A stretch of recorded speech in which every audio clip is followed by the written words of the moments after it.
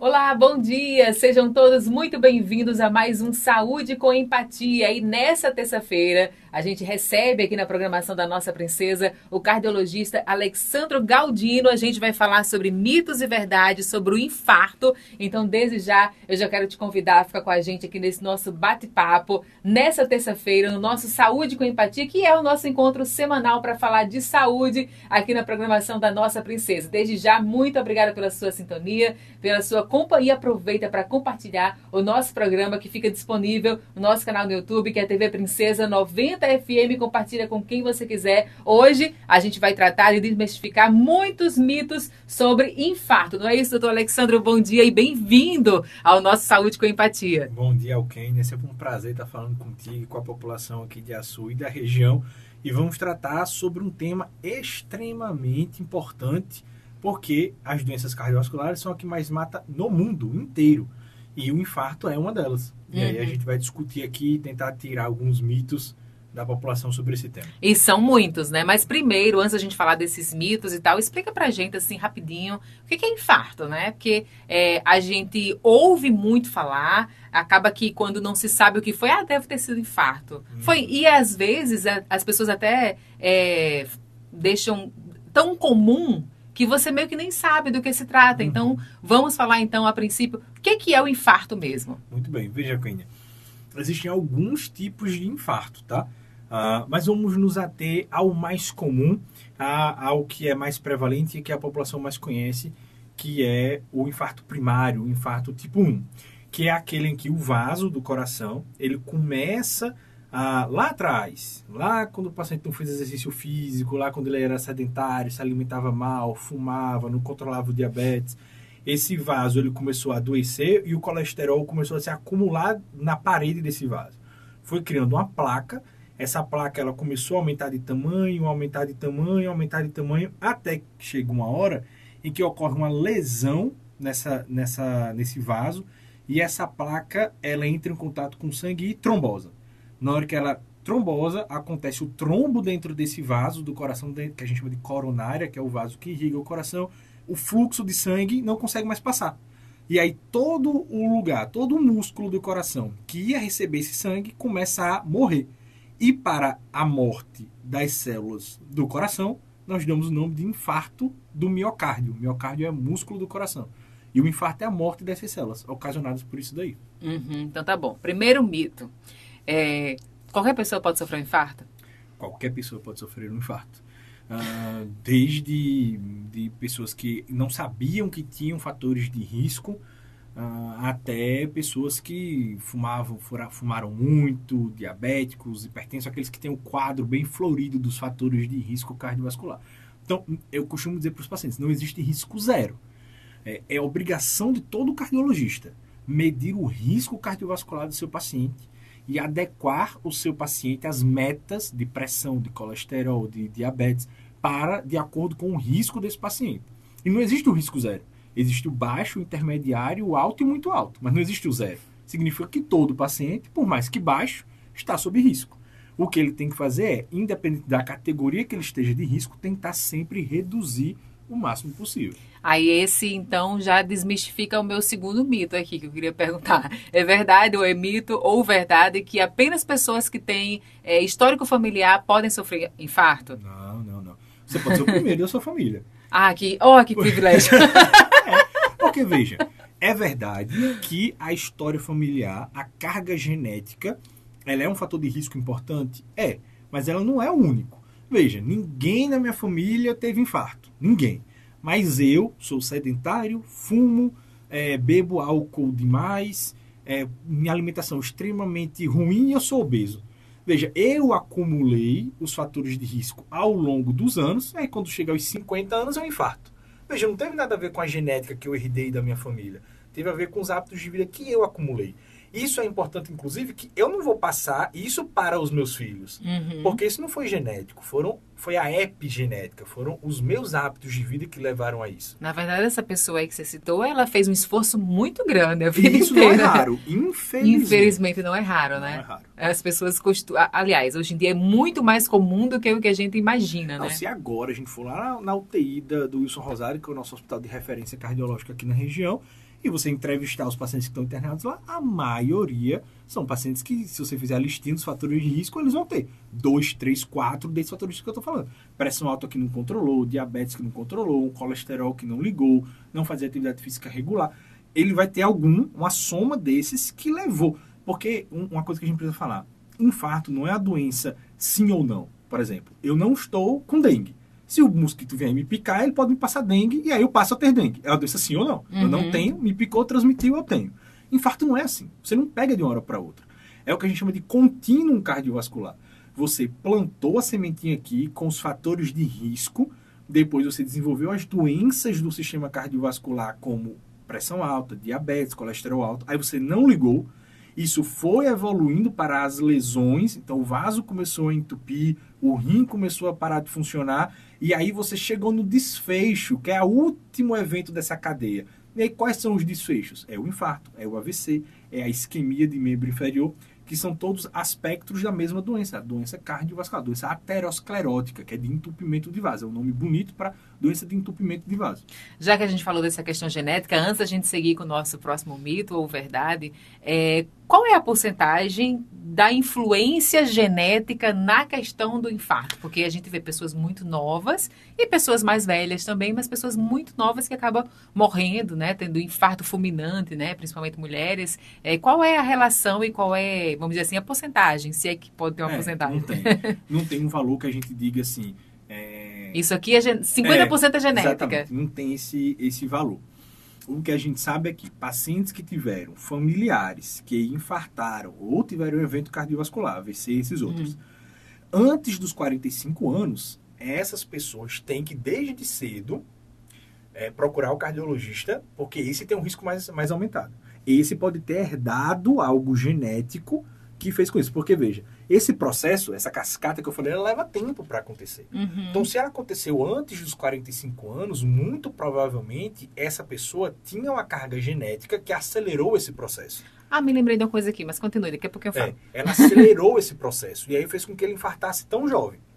E aí, veja, quando esse processo ele é muito acelerado, não dá tempo do coração se adaptar, se preparar. Então quer dizer que o coração se prepara para o infarto? Veja como o nosso corpo ele é inteligente, né? À medida que esse vaso que eu fui explicando, ele vai entupindo, o coração vai dizendo, tá difícil extrair oxigênio desse vaso. Vamos começar a criar outros, que a gente chama de rede colateral. Vamos começar a criar outros vasos que se comunicam aqui entre eles, para caso um dia esse faltar, entupir, a gente conseguir escoar o sangue por esses outros vasos, levar sangue para o músculo por esses outros vasos, é o que a gente chama de colateral. No paciente que esse processo ele é muito acelerado, ou seja, no paciente que infarta jovem, não dá tempo disso acontecer. Por isso que muitas vezes é fulminante. Porque não deu tempo do coração se preparar para esse infarto, entendeu? E aí não criou colateral. Entupiu os principais vasos do coração, já era. Não tem mais como o sangue chegar no coração. E aí o paciente morre. A gente falou que não é genético, mas a questão da obesidade, isso acaba tendo uma porcentagem maior genética, né? Então, acaba que tem um fator de risco que sim é genético. Veja, é aí que entra o conceito de epigenética, que é algo que está cada vez sendo mais discutido na medicina. Existe a genética mendeliana, vamos dizer assim, aquela assim, eu passei essa característica para o meu filho. Meu olho é azul, eu passei o olho azul para o meu filho. Então, existe isso, que o gene vai se expressar sim ou não, e aí liga no meu filho. Mas existe aquele que eu passo para ele a predisposição genética, eu não passei para ele a sentença daquela doença, e aí agora, se ele usar o ambiente para aquecer essa predisposição genética, ele vai ter a doença. Sim. Agora, se ele usa o ambiente para afastar, para esfriar essa predisposição que foi passada para ele, ele pode não ter a doença.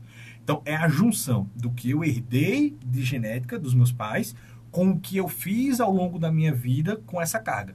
Então, meu pai pode ter falecido antes dos 45, mas já sabendo disso, eu procurei o cardiologista, desde jovem eu me alimento bem, eu não fumo, não bebo, pratico atividade física, provavelmente, eu apesar de ter herdado essa carga genética, eu não vou expressar a doença, entendeu? Então, eu vou saber controlar essa herança que eu tive. Então, não é porque eu recebi a carga genética que eu vou ter. Então, acaba sendo uma informação que você deve usar a seu favor, Exatamente. né? Se você passou por isso de perder o seu pai cedo, pronto. Se você passou por isso de perder o seu pai cedo, antes dos 45 anos de infarto, é uma informação que você deve usar a seu favor, como o doutor Alexandro Galdino está falando aqui pra gente, para você começar a se cuidar também e principalmente desses fatores de risco que a gente está falando aqui pro infarto, Exatamente. né? É só complementar, querido. Não só os pais, familiares de primeiro grau. Então, é pai, mãe, irmão e filho. Uhum. Então, algum desses parentes aqui teve um evento cardiovascular antes dos 45 anos, colocam os seus parentes de primeiro grau em alerta. Por Entendeu? exemplo, se seu irmão morreu antes dos 45 e você tem 30. Teve um infarto, uma morte súbita, um AVC antes dos 45, liga o alerta para você que tem 30 fazer uma investigação, né? Fazer uma investigação. E mesmo que essa investigação não seja feita mas principalmente cuidar desses fatores de risco, né? De obesidade, de exercício isso físico. Aí é para todos. Alimentação. Para os que não tiveram. Não adianta, gente. A gente fica tentando analisar, não. Esse aí é para os que tiveram um familiar com menos de 45, os que tiveram um familiar com mais de 45, os que não tiveram familiares que infartaram. Não tem jeito. Isso aí é para todo mundo. Você viu que a gente tenta, né? Ai, toda terça-feira, inclusive, me lembrei aqui, a gente está falando de cuidar, de fazer exercício. Toda terça-feira tem eletrocardiograma na Clínica Empatia, que oferece aqui o nosso Saúde com Empatia toda terça-feira. Então, se você quer cuidar do seu coração, aliás, você deve cuidar do seu coração, toda terça-feira tem exame de eletrocardiograma. Aí, segundas-feira, tem atendimento com o cardiologista, doutor Alexandro Galdino, que está aqui tirando esses mitos e verdades, falando pra gente sobre o infarto no nosso programa de hoje. Então, liga lá, 996976284 é o telefone para você agendar sua consulta, agendar também seu eletrocardiograma lá na Clínica Empatia, que fica na Avenida Senador João Câmara, no edifício Estel Norata, sala 5. Não tem erro e é o lugar para você cuidar da sua saúde. Tem diversos profissionais, diversas áreas para você ficar sempre saudável, que é importante. E a gente continua aqui falando sobre mitos e verdades no infarto, sobre o infarto, com o doutor Alexandro Galdino, que é cardiologista. Então vamos falar mais um mito e verdade. É verdade que a pessoa pode infartar durante uma cirurgia? Agora a pessoa vai ficar com medo, né? Veja. Não só infartar, ela pode ter uma doença cardíaca descompensada durante a cirurgia. Isso tanto é verdade que os cirurgiões pedem o famoso risco cirúrgico, ou parecer pré-operatório do cardiologista. O risco cirúrgico já dá medo, né? Exatamente. Mas veja, o que é que o cirurgião está perguntando para o cardiologista? Esse paciente que eu vou submeter a essa cirurgia corre um risco pequeno, moderado, alto, de ele ter alguma complicação do ponto de vista cardiovascular e, a depender desse risco, o que é que a gente, enquanto equipe, anestesista, cirurgião, cardiologista, pode fazer para reduzir esse risco, para minimizar esse risco. Por isso que é uma etapa extremamente importante da cirurgia do paciente. Às vezes, já hoje eu peguei pacientes que acham que o risco cirúrgico é uma etapa burocrática, como você tem que autorizar esse exame lá no plano de saúde. Aí acha que o risco cirúrgico é só, eu tenho que autorizar a cirurgia com cardiologista. Não é assim. Seu coração está sob risco. Por quê? Porque a cirurgia, ela funciona para o corpo como um estresse, como um esforço físico. Mas eu vou estar ali deitado, sedado. Mas o seu coração está trabalhando para...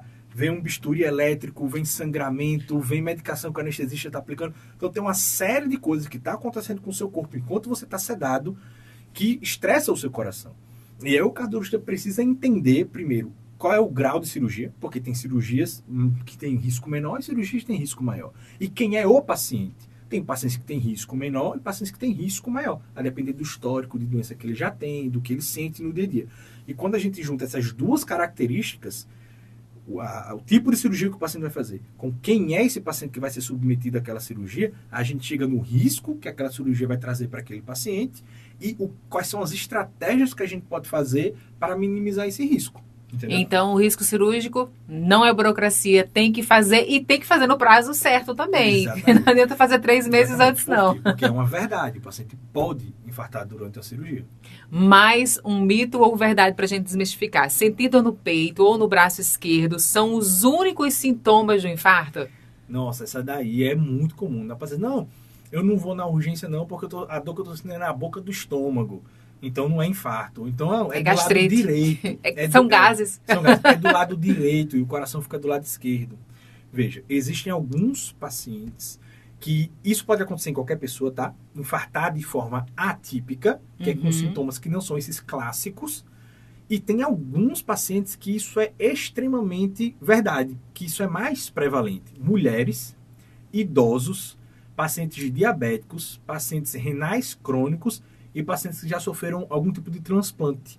Esses pacientes, eles são um grupo que mais infarta de forma atípica. Como? Às vezes é uma dor no estômago, às vezes é um mal-estar, por exemplo, dá aquela suadeira fria, fica nauseado, vomita, passa mal, mas não sentiu dor nenhuma. Às vezes isso aí pode ser um sinal de infarto para um paciente, principalmente idoso, às vezes infarta muito assim.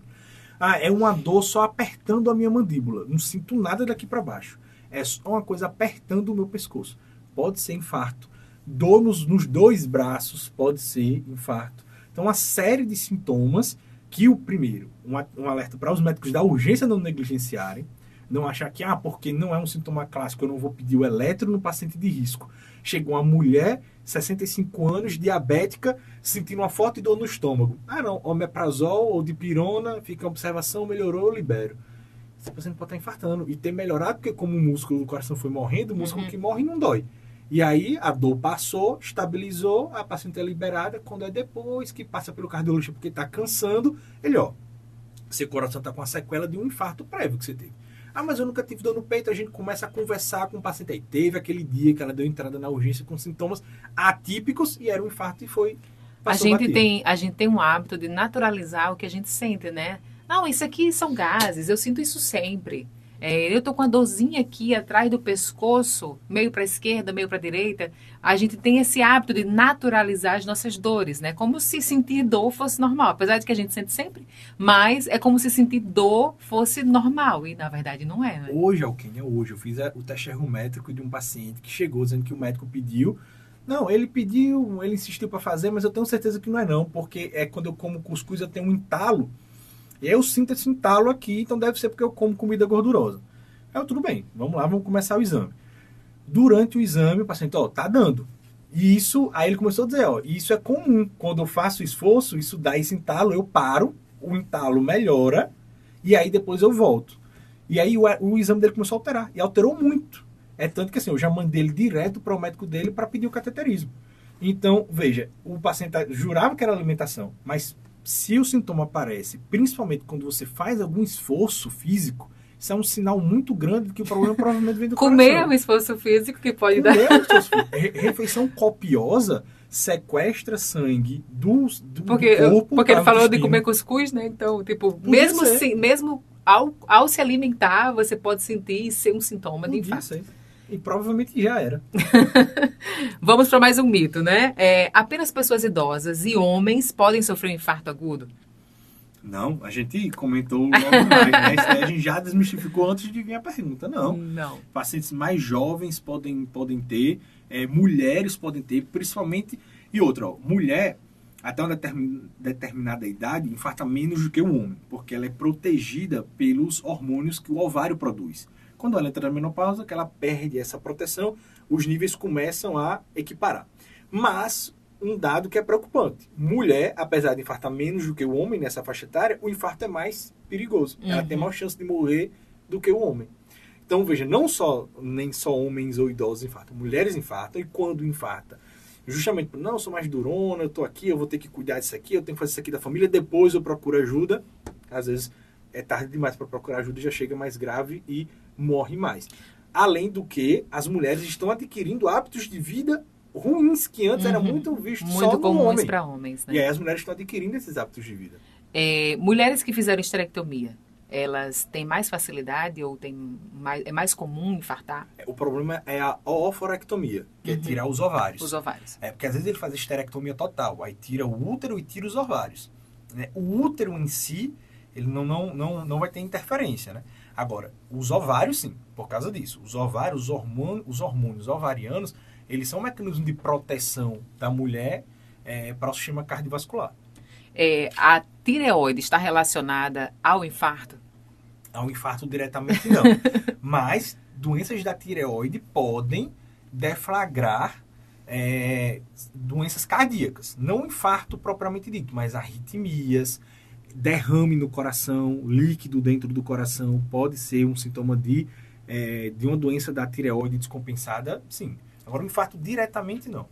O exercício físico intenso, a pessoa que pratica crossfit de meio-dia, correndo, na rua. Essa pessoa que faz exercício físico, assim, esse abençoado.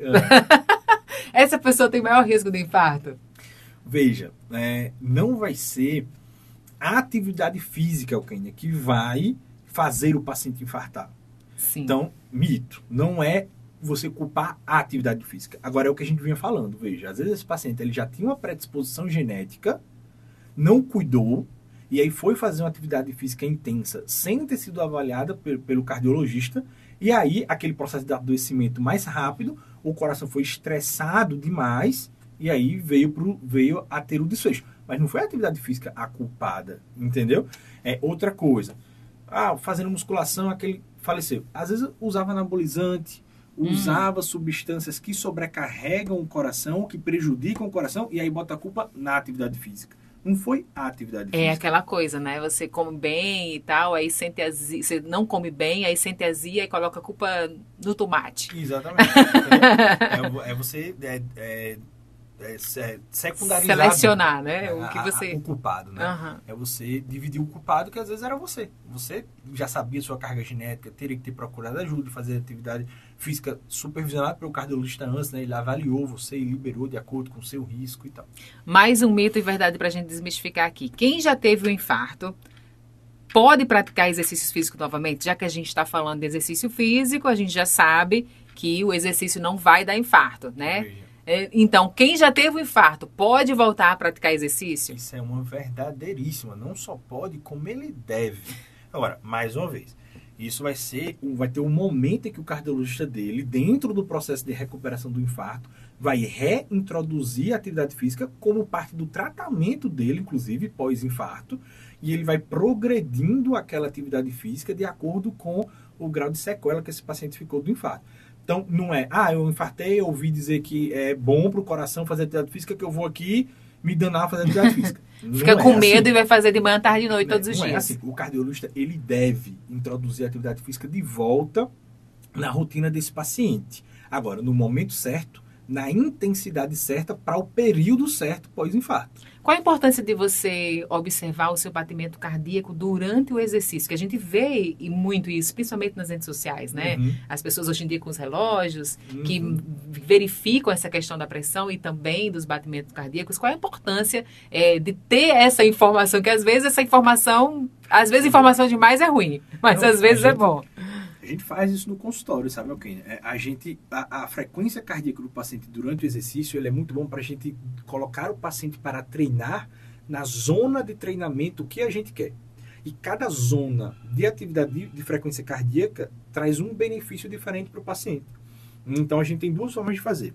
Uma forma genérica, que a gente faz um cálculo generalizado, que a gente pega 220 menos a idade, a gente estipula que aquela seria a frequência cardíaca máxima para o paciente atingir durante o esforço, e aí a gente vai calcular as zonas, 50% a 70% dessa frequência cardíaca, 70% a 80% dessa frequência cardíaca, e acima de 80%. Ou a gente faz o teste ergométrico, em que a gente vai testar aquele paciente, qual é a frequência cardíaca máxima que ele atinge, e aí a gente faz esses cálculos baseado nisso daí.